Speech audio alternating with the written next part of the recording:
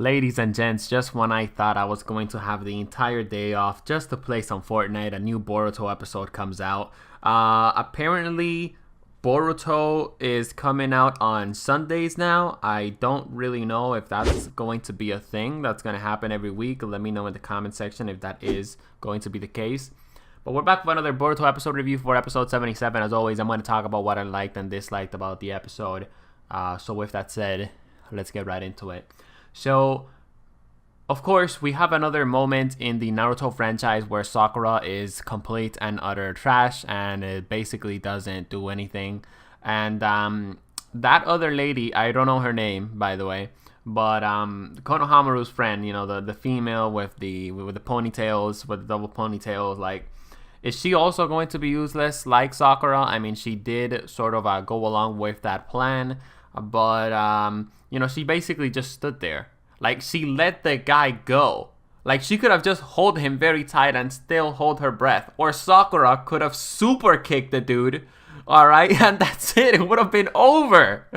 You know what I mean? Like, I just don't get it. I was like, how is this guy getting up? Sakura has a jutsu that heals her instantly. Sakura, what are you doing? This is why people don't like Sakura, man. Oh my god. I'm sorry, dude. I'm sorry. There's people out there that are huge fans of Sakura. It's okay. You can be a fan of Sakura, but you just can't say that sometimes she's useful. Alright? Like, this episode literally just goes to show Sakura she is Sasuke's wife. Alright? Like, you would think by now she would be, like, smarter. You know, like, Sasuke would maybe teach her a couple of things. But the boy Sasuke, you know, didn't pass on some of that intelligence to her.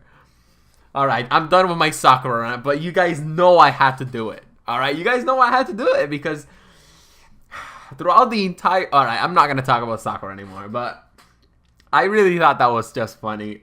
Probably the best part about the episode.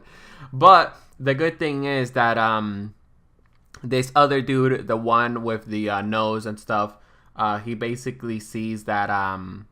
Man, I'm really bad at remembering these Naruto names, dude. And Boruto names.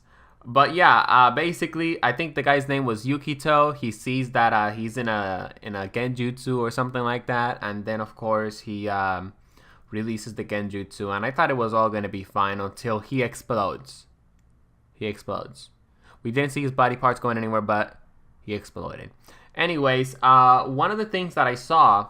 And if you guys pay close attention, the guy that exploded, he had like this sort of man, I forgot what's the name of that insect. But the point is, he had something, like he had that specific insect, and that specific insect looked like it was made out of clay, right? So maybe this villain that sort of had that little clay thingy on Yukito, I think that's his name again. But yeah, maybe that guy has the same powers that Deidara had. Because last time we saw something like that was, well, you know, Deidara from the Akatsuki. So I actually cannot wait to see what happens with this current set of bad guys that we have right now in the Boruto anime. And another thing that I, of course, also really liked about the show is... about this episode, I mean, is that we also got to find out a little bit of more information. So one of them has like really powerful genjutsu. I have no idea how they're going to deal against that guy. Maybe Sarada is going to fight that guy with her Sharingan, and maybe her Sharingan is going to get like even more powerful when he's fighting this dude. And then, of course, we also have the guy that has the explosion. So who's going to fight that guy? Also... oh my god, I actually wasn't paying attention when the episode ended, but did Chocho make it out of that cave, like, without being turned into stone? Anyways, let's talk about that, right? So, the fight with Boruto and Garaga was amazing, alright? As you guys know, on the previous episode review, I was like, man, I really hope that this fight doesn't drag on for like 2 episodes or and stuff. And they did it right. You know, this episode, like, the pace of it was super fast, but also in a way where you can like sit back and sort of like see and understand what's basically happening.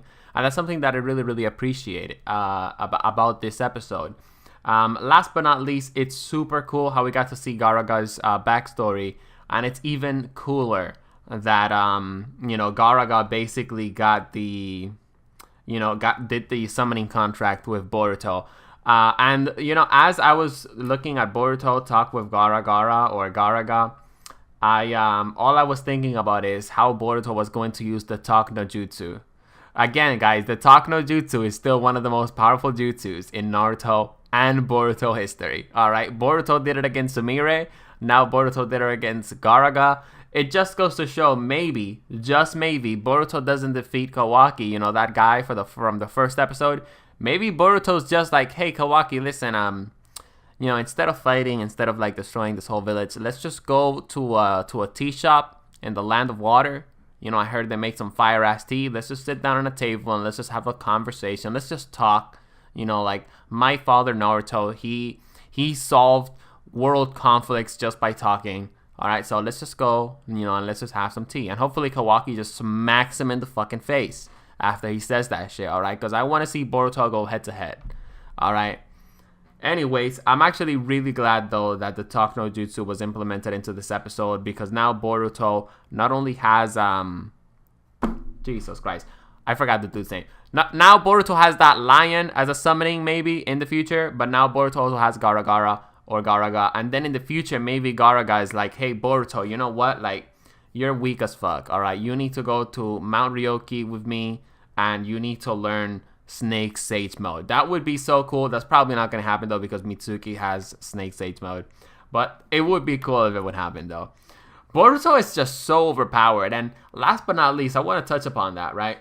Honestly, I don't mind that Boruto is overpowered. Animes like One Punch Man, Mob Psycho 100, Irregular Magic High School. What else? Another anime that I'm watching right now that I don't want to say the name of because I don't want anyone to spoil it for me.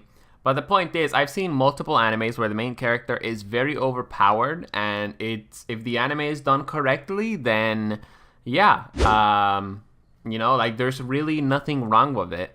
That's why I really like Boruto, because he's overpowered, but he's not extremely overpowered right now. Like, they're basically showing his journey of how he went on being a whiny ninja that had daddy issues to a ninja that's actually very, very powerful. And I can't wait to see him at his peak. I hope you guys enjoyed the Boruto episode review. If you guys enjoyed it, drop a like and subscribe to join the Salvaje Cartel. Now, if you guys excuse me, I'm going to go back to playing some Fortnite. Peace out.